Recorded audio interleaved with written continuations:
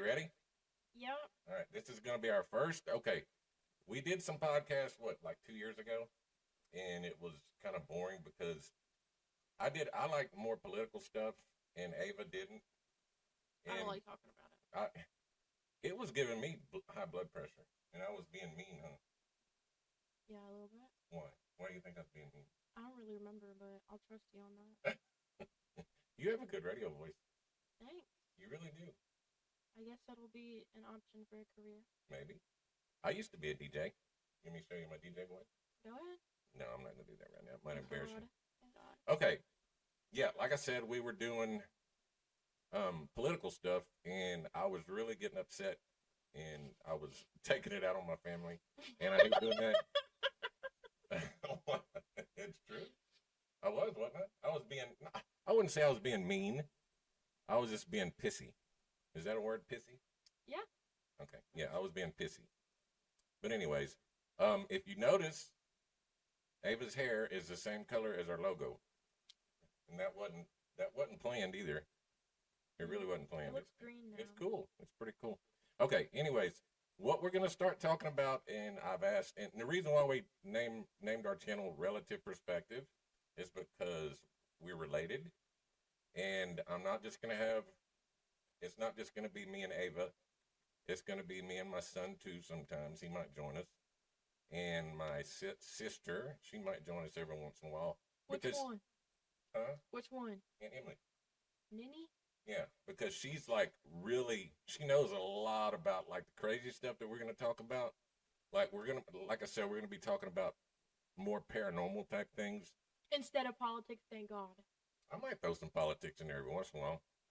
Like, I'm not going to be on that one. Then. Did you see the what do they call that? The address to Congress? Mm-hmm. All I can say was that was pretty cool. That's as far as I'm going to go into that. Anyways, yeah, we're going to be talking about paranormal stuff because I've had a lot of stuff happen to me, and Ava's had a few things happen to her, and I want to kind of start from the very top, I guess the beginning, and I don't know if this is true or not. I mean, this is just my thought, but my grandmother, she had, how would you say, okay, I know this sounds weird, but my mom told me that my grandma knew things before they would happen, which I saw myself, and pretty much everybody in my family saw. And when I first told my wife about it, she thought I was crazy. But now she's a believer because she saw some things actually before we got married, and I'll kind of go into that here in a little bit. But I think that my grandma passed some things down to certain people in our family because there are certain people that have seen things like me and like Ava, and there's certain people that hadn't, like my brother, but he's a butthole, but that's okay. he's not a butthole, Ava, don't say that. Which one are you talking about? Huh? No, never mind. Oh. I didn't hear none. No, we're going to cut that out. Anyways, I was going to start at the very beginning. First off, I wanted to kind of start whenever it was almost like my first memory. I was real young. I was probably 3 or 4 years old. And I don't know if this was an angel that I saw or something else. I would really like to get Aunt Emily's perspective because she knows a lot about this kind of stuff. Like, maybe I'll explain it after I tell the story. I was probably about 3 years old, and I could remember waking up, and I know this wasn't a dream because I would see this figure, and I'll put up a picture. I found a picture online, and I'll put a picture up here, and so y'all can kind of see what I'm talking about. I was laying in bed, and there was a window across from me, and I saw this woman, like really beautiful, blonde-headed, had a beautiful flowing dress. It kind of looked like she was in water, right? Like her hair was flowing and her dress was flowing, and she never said anything to me. But you would think that I would be scared, but I wasn't scared at all. I mean, I was like, it felt peaceful, like I was happy. But that's kind of the first thing that happened to me. Was that. Yeah. Right. Okay. Now, I had to kind of look at my notes to make sure that I was on the right track. The second thing that happened to me was probably about it was probably about, what, 3 years later. I was maybe 6, 7 years I old. don't think I've heard this one yet. This is kind of crazy. Now, look, anybody can look at this and say, well, maybe it was, okay, let me tell the story, and then we'll come back and talk about this.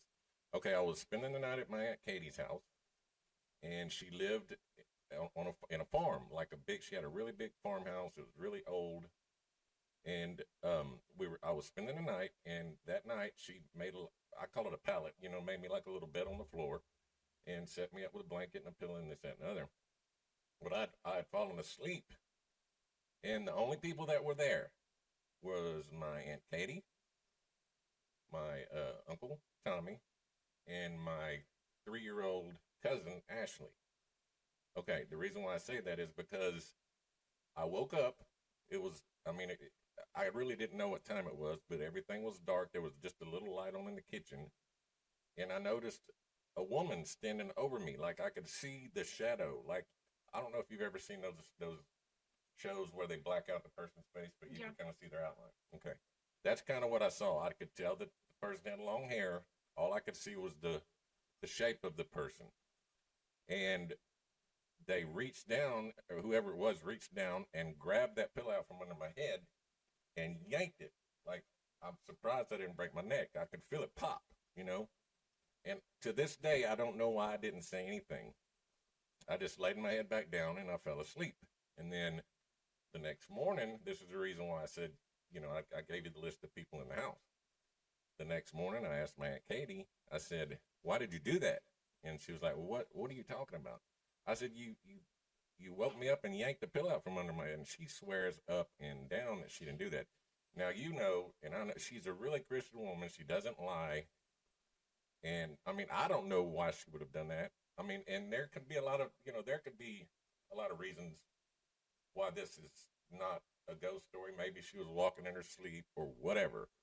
But that's just one of the weird things that's happened to me. Okay, the third thing that's happened to me, I guess I was 12 or 13 at the time. My grandpa just passed. And we had just got home from the funeral. It was about 3 days later, and we just got home from the funeral because we had to we had to travel like 4 or 5 hours out of the way. And we came home anyways.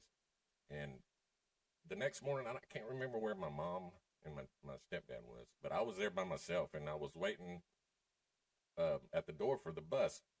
And it was real cold. That's the reason why I didn't go outside. It was real cold outside. And my mom had made sure to unplug, because this was a really old-time heater. And I might just put a picture and show you kind of what the heater looked like. It was one of those real old electric heaters that made a lot of noise when you turned it on. And my mom would unplug it whenever she left, just to make sure, anything. Well, I was standing at the door and waiting for the bus, and the damn thing turned on. It scared me to death. I don't know. Was it not plugged in? No, it was not plugged in. It was not plugged in. I turned around, and it glows like a really hot fire Like a orange. toaster. Kinda, yeah. But the sound it makes is like a high industrial blow dryer. I'm not going to try to create the sound, but it's just, believe me, it's loud. Scared the crap out of me. So I ran out the door and ran through my yard and waited on the bus. I was scared the whole day to go back to my house because I knew my parents weren't going to be there then either. And I ended up praying to Grandpa, like, please don't do that no more. You scared the crap out of me. Now, I'm not an electrician. I don't know what could have caused something like that to happen. In my head and my heart, I felt it was my grandpa telling me that he's okay, like giving me a sign. Something, could be. I don't know. Now, I know a lot of people talk. I watch a lot of paranormal stuff, and they say that you're not supposed to play with Ouija boards. Have you ever played with a Ouija board? Yeah. When? Ava Catherine. What? When? Like 3 or 4 months ago. You better be lying. Okay, we're gonna talk about that after the show. But anyways, if this house gets haunted because of that, you're gonna be in big trouble, young lady. Anyways, yeah, she looked scared. Okay, now I played the Ouija board before I knew that it was bad, because it was like a game to us back then. My mom told me about it. Well, anyways, I played it like 3 or 4 times when I was in between maybe 11 to 13 in that age. So maybe that's why this stuff was happening. I don't know. I mean, the younger stuff, no, but the stuff that's happened, after I played with the Ouija board, because it gets dark. It really does. Yeah, me and my sister would play it, and me and my best friend played it a couple times. I say I played it probably 3 or 4 times total. Okay, now here's where the dark stuff comes in. I was probably about 15, maybe 15 or 16, somewhere in there. I'm really tall. Okay, I'm like 6'7", so I have to have a certain kind of couch to sleep on. Well, someone else had this couch at that time. I wasn't at 6'7" then, but I was still tall at 15 or 16. Anyway, someone was laying on the long couch, so I had to lay on the small couch. So just picture this: couch too small, arms of the couch way high. Oh, sorry, my feet were like laying on like on the arm of the couch. So they were like a foot off the couch. Anyways, I was having this bad dream. I was supposed to go spend the night at a friend's house, and I was having this bad dream, about.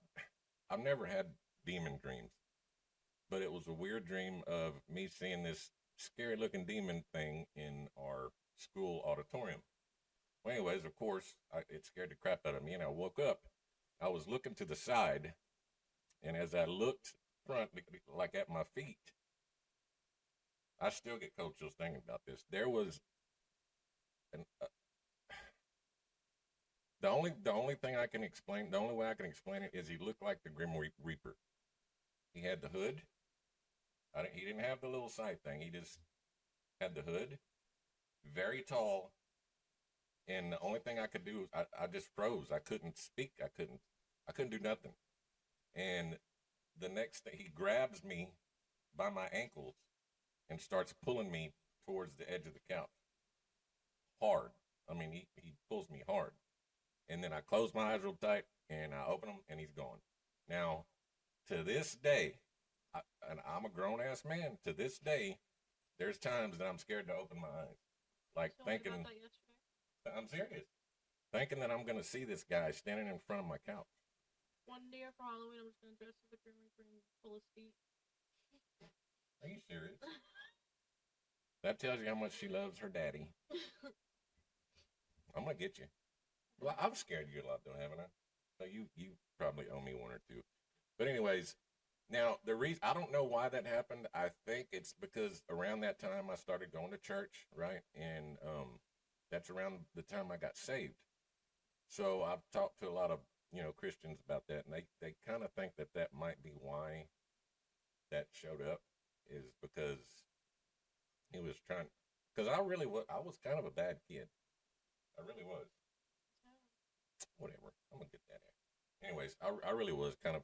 I wasn't like mean, like where I beat people up, but I was. Your brother was. Well, yeah, I had to deal with that myself. No, I would just do like bad things. Like I would be mischievous, I guess you could say. But the devil said he wanted to keep me, and I said no. You're not having me. And that's the scary story that's happened to me. Now there's something else that kind of happened. I mean, you could say it's paranormal. A lot of people would. Some people would say, no, you're crazy. But it freaked me out, okay? This was years later. I went to the military. I was probably 21, 22 at the time. I just got out of the Army, and I just started working for my dad in the oil field.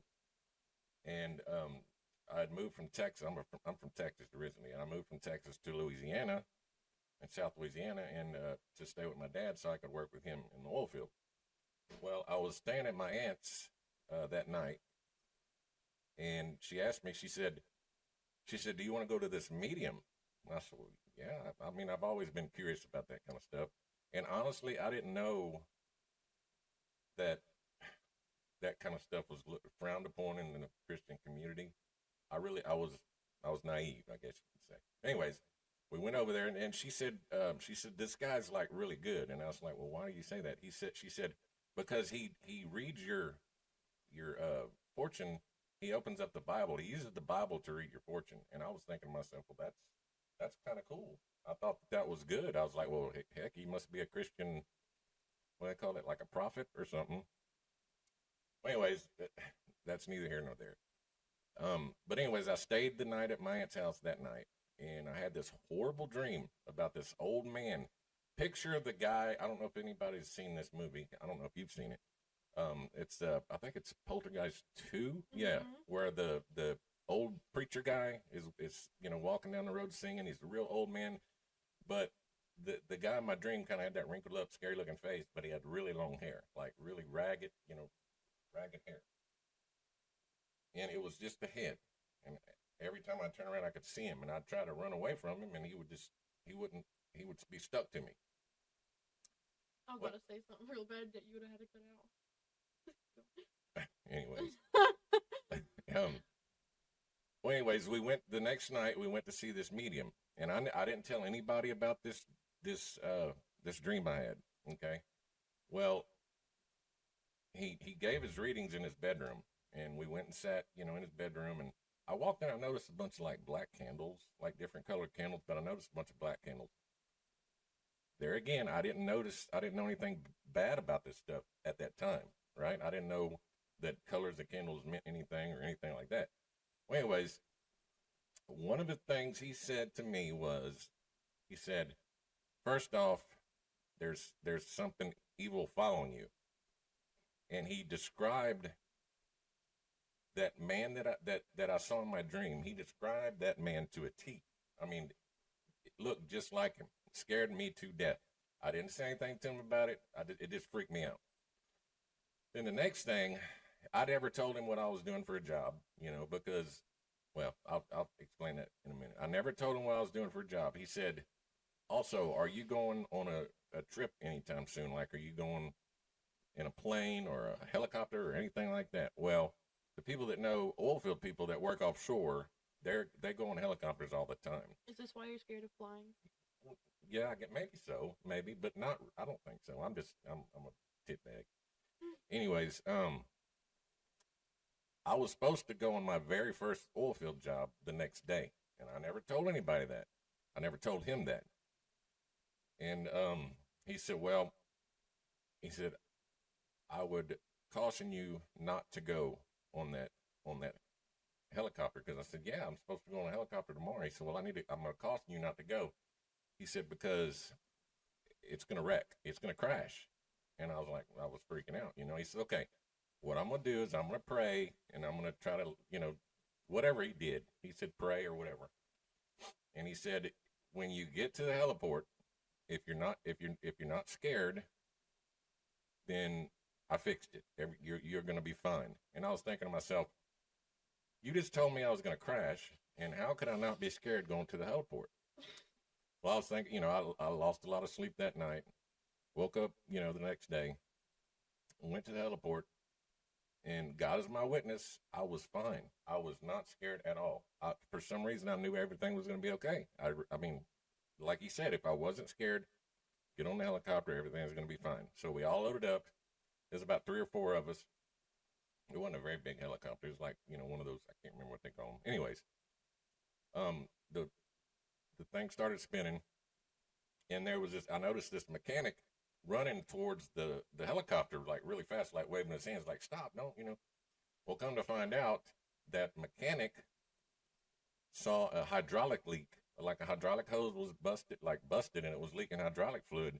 And he, thank God he stopped it, because after he fixed the thing, the pilot said if he wouldn't have fixed that, we would have probably gone down. So that really flipped me out. So, I mean, I'm alive right now, so, I made it.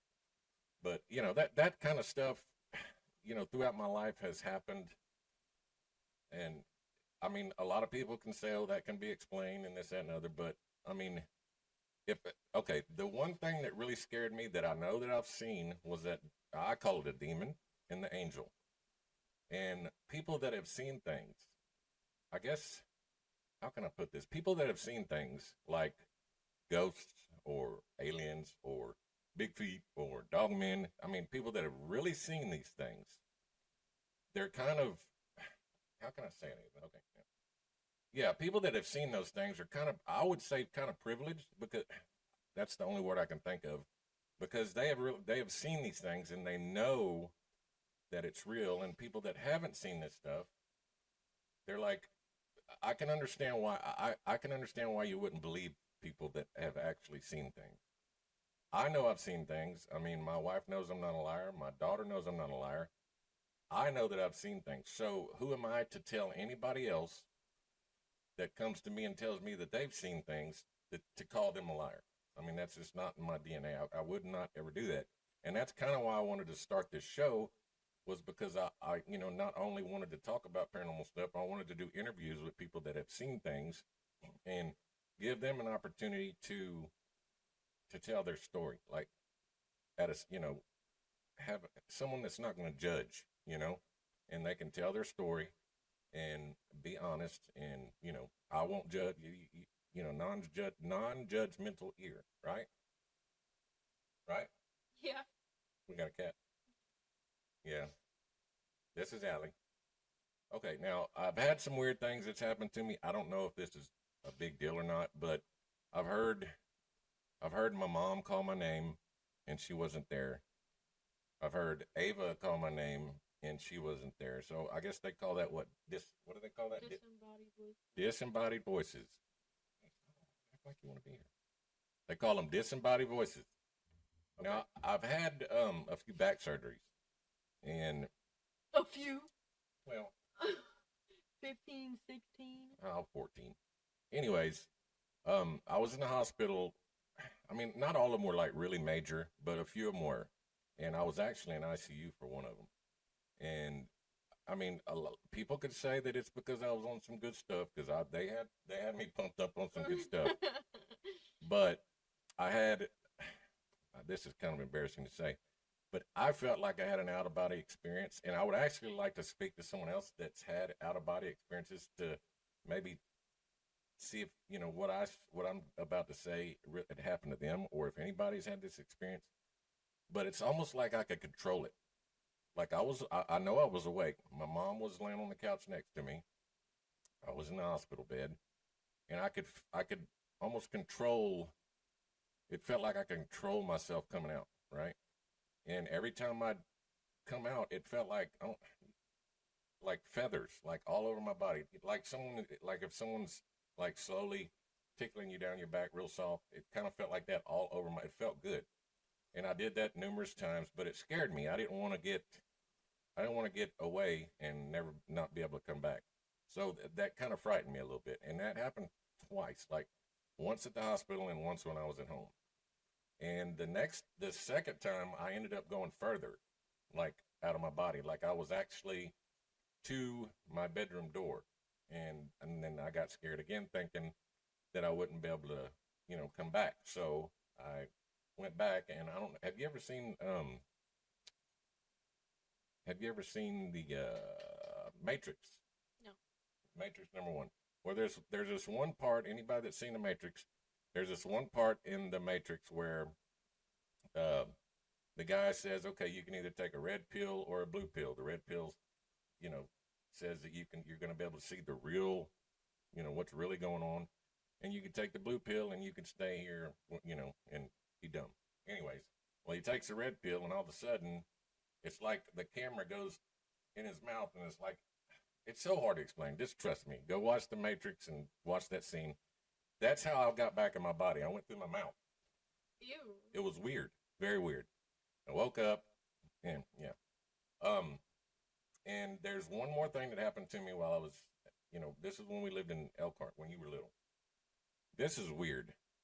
I I was having they call that sleep paralysis, right? I have that a lot. I probably have that at least once or twice a month. Um, but this one time I was having sleep paralysis when we lived in Elkhart, and this old lady, I mean, she wasn't scary looking or anything. She was like a old, normal looking lady. She had gray hair, ponytail. She walked out of my closet. I was laying in my bed. She walked out of my closet, right at the foot of my bed, turned and looked at me, and then poof, she was gone, and I was able to move. Yeah, I mean, I've had a lot of weird stuff happen to me while I was in I've had sleep a couple paralysis. sleep paralysis. Have you? Yeah. Get close to the mic. So we can- Yeah. There you go. You sound so pretty on that mic. You do. Okay, tell when you sleep, because I don't want to hog the show. You need to tell some of your stuff. So I don't remember why, but I was sleeping in my brother's room and not mine. I don't know where he was at. Here? Yeah, Okay. it was here. And I remember I fell asleep watching a YouTube video about like the weather or something. And I woke up and I was laying on my back. And the only thing I could move were my eyes. Like I could look around Mm-hmm. and it was like the TV was only showing like a static thing, like whenever you don't have signal. Mm-hmm. And I look in the corner, and then it's like the atmosphere of the room changes to like a street with a street light, rain, and I see this big guy with a raincoat, and he starts walking towards me, and then everything's gone. So you woke up and you were back in your brother's room? Yeah. Do you remember ever seeing that scene, like being on a street like that for real? Um, Like seeing that in real life? no. I do have deja vu though sometimes, but Like what? it's not like that. Tell Daddy about it. Like the last time I had deja vu, I was walking around downtown with my boyfriend and my friend and her boyfriend, and we had gotten to like the park. And in the park, there's like a merry-go-round that you can either like stand up on or like sit on and just spin. And I remember like I was having fun, but then all of a sudden I was like, I've seen this before, and I hadn't been downtown before that in like 2 or 3 months. So I didn't really know because I didn't remember having a dream about going there before we went. Like I don't remember, but like that kind of shit happens all the time to me. Yeah. Yeah. I mean, I've had deja vu, and it's hard to explain. I mean, anybody that's had deja vu knows exactly what she's talking about. So. Okay. Why don't you tell them about the angel number, like the 444 and my birthday and stuff? Oh yeah. Okay. This was before Ava was born.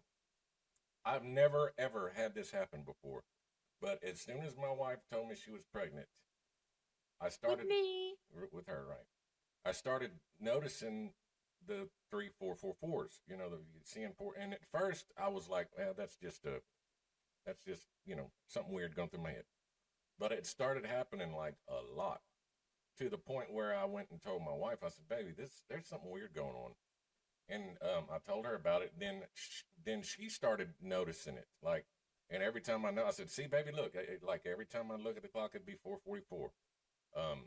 If I was trying to explain it to a friend, there would be a commercial coming on with a phone number that says 444. Or if I was, talking to another friend, we'd pass a mailbox 444, or see a license plate 444. That's another thing. The license plates in the mailboxes always get me. Well, yeah. I mean, it happened like a crazy amount. Like almost every other day, if not every day, I'd see 444. And of course, we knew Ava was going to be born in April, which is the 4th month, right? And she wasn't due to be born until like the 20, yeah, like late April. And my mom and my stepdad, all my family were, we started this pool of like writing down what day that we thought that she was going to be born. And everybody's like, well, what date is the doctor saying? End of April. And everybody started picking the later dates in April. And I swore up and down. I said, y'all know she's going to be born on the 4th. And everybody would laugh at me, even my wife. She said, that is not going to happen. I said, she's going to be born on the 4th. Well, on the 3rd, we go to the doctor. And this wasn't pre-planned. This was, this was her normal checkup that she had, set from the beginning. We went and saw a doctor on the 3rd. And the doctor said that she had, what did they call it, Bay? Yeah, the reason that she was, okay. The doctor had said that she was losing amniotic fluid, so my wife had to be put in the hospital and be induced that night and start being induced. So I was thinking, well, maybe I'm not going to make it to the 4th. Maybe she's going to have her tonight. But they started giving her the medicine to induce Ava. And Robin, my wife Robin, she started, she had Ava the next day, like on the 4th. So it freaked everybody out. It freaked me out. I was floored. But the story would really be good if you were born at 4 o'clock. It would have been good if I was born April 4th, 2004. That would be really cool, but she was born in 06. But she was born on the fourth day, or the fourth month, fourth day at 156. If you could have held How out, much did I weigh? 5 pounds, Oh, 14 ounces. that would've been good. Yeah, 5 pounds, 14 or 15 ounces, something like that. No, but I mean, little things like that, and Wesley's birthday is 12/12. Right, my son's birthday is 12/12. Right, so it's numbers. Numbers mean a big thing here. I mean, I've looked it up.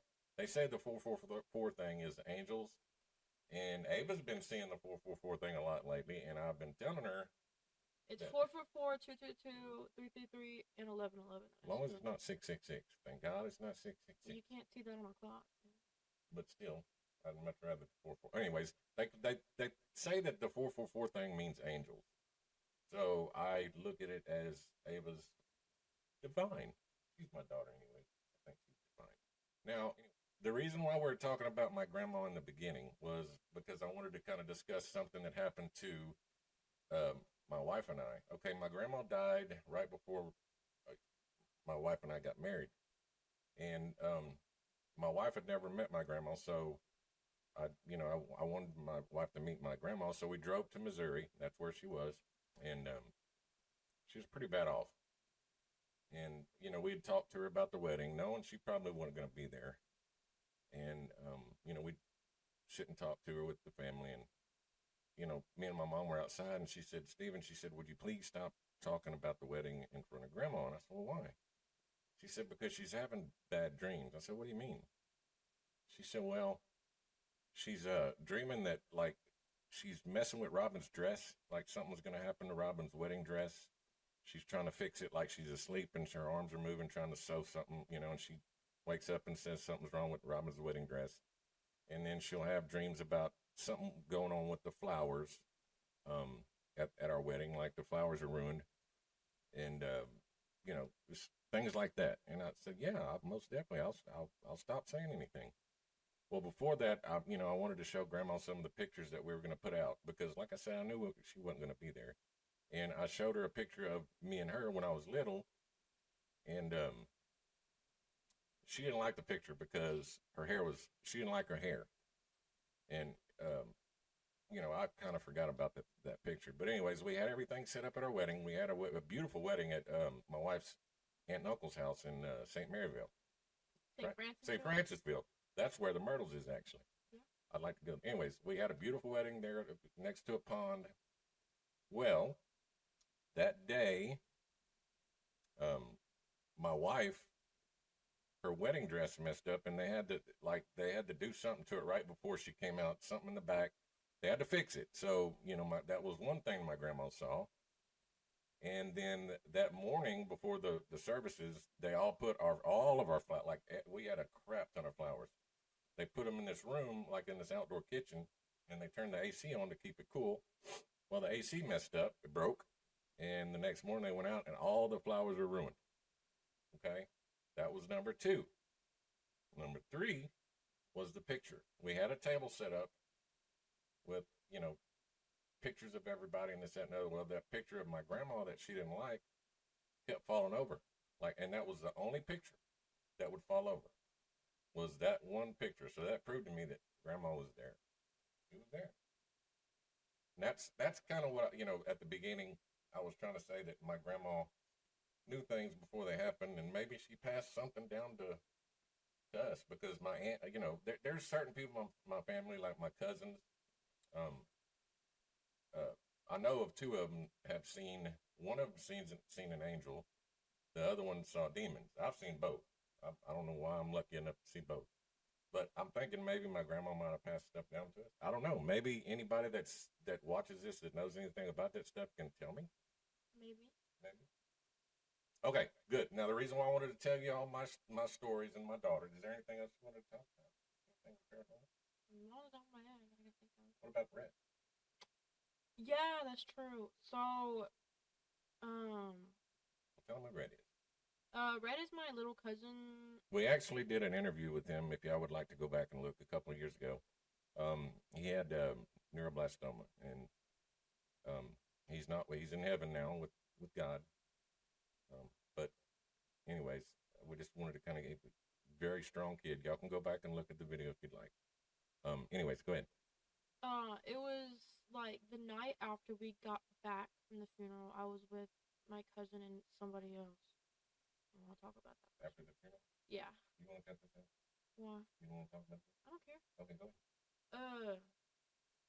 Well, my cousin, she lives in like a shed thing that she kind of like turned into a house. It has like a refrigerator and like a loft with like a bed on it and a bathroom. Well, she has a big ceiling fan way at the top of like the ceiling and two light switches by the door. The light switch, if I remember correctly, does not work for the fan. You have to use the string, and like nobody's tall enough to reach the string without a ladder. And we were all sitting there on the bed, joking around and stuff. And all of a sudden, the fan lights come on, and I look at her. I'm like, does that usually happen? She's like, no. And we were thinking, I was like, what if that's like a sign? And so we start like laughing about it. We're like, yeah. And then I go, if that's red, turn the light back off. And the light turns off. And like, I swear, like, you can ask my cousin, like, Yeah, if y'all know her cousin, go ahead and ask her. Well, yeah. I'm taking that. Go ahead. And then I asked again if this is red, turn it back on, and it turns back on. That's like the craziest thing that's ever happened to me. I don't know. I know she's had stuff happen to her. That's crazy. What? I know one that you can tell. What? Whenever we went to the Hookman's Bridge with the dirty dingo. Yeah. We used to have a Dodge Durango. Tell them that. Tell them what happened. It was with my cousin again. We went to the bridge. Tell them the thing. Okay, good. I'm sorry. The story that goes with the bridge is if you drive over it, your car will shut off and you have to push it across the bridge. Well, we didn't, like, to get there, we drove up to the bridge, but we never, like, went on it, like, and just stopped the car. Like, we pulled over to the side of the road and walked on it and took pictures and stuff to see if we would catch anything. And we're getting ready to leave, and we all get in the car, gather all of our stuff together, and we can't really turn around because there's like a creek and like the ditches are pretty big, so we couldn't really turn around. So we just decided to go across the bridge, go find like a driveway to turn around and then cross the bridge again to get out. So we do that. The first time we passed over it, nothing happened. Like, we turned around, everything was fine. But whenever we cross it to get out or get off of that road, all the lights in the car turn off, like the headlights, the radio lights, the clock lights, the speedometer, the whatever. All the electronics in the car turned off except for the engine. Yeah, the motor was still running, but any light that was on the outside or the inside of that car was off. And we had that car for, that was like maybe 9 years before, and it never happened before, and it never happened since. Now, we did start having a lot of electrical problems afterwards, but I mean, I'm not saying that's because of the bridge, but that never happened before, and that's one of the things that messes with your car electronically. We might go back, but I'm not driving my new car out there. I'm sorry. I'm not driving my car out We can walk. Hell no, I'm not walking. It's kind of far out in the country, but we'll talk about it. But yeah, we are going to definitely we're going to try to go to some haunted locations. I don't know if y'all can see my dog right here. Gemma. Anyways, we're going to try to do some haunted locations. Now, the reason why I wanted to tell our story is, like I said before, we want to get other people to come on here. Anybody that would like to tell their story, you can email us at Relative Perspective. It'll be down there. We'll have it down there. But Relative Perspective 76 at gmail.com. Relative Perspective 76 at gmail.com. Or you can message me on Instagram. I'll put my Instagram handle down there. Yeah, we can do that. We have our a Twitter thing and a Facebook thing. It's all Relative Perspective. Paranormal Confessions. Just look up that. I say Twitter. It's X now. Anyways, Relative Perspective 76 at gmail.com. Email us and tell us your story, and we'll try to get you on here and that way you can kind of share everything. I figured since if we're asking you to tell us your story, I felt that it'd be fair if we told ours right, first. Because I've seen shows. I know people seen shows like on TV where they say, "Well, I've had experiences, but that's personal." Well, why in the hell you expect everybody else to tell your story on TV? And it's a bunch of bullcrap. Anyways, I'm fair. I'm gonna tell my stories. You tell us yours, and we'll just have a good time. Like I said, we're gonna do ghost hunts and all kinds of different things. And we're not just going to be talking about ghosts. We're going to be talking about all things paranormal. Aliens, Bigfoot, dogmen, skinwalkers, anything. And we're also going to be talking about crazy conspiracy theories. Like, yeah, Emily will help you with that. yeah, and Emily's really good at that kind of stuff. That's the reason why I'm going to bring her on, because she's like in the know with all that stuff, like the Nephilim and the stuff that happened in the Bible. I don't know. When I Giants. used to go over there, we would go sit outside. She would be talking about all kind of crazy shit. Oh, she knows it. Bro, calm down. Stop cussing.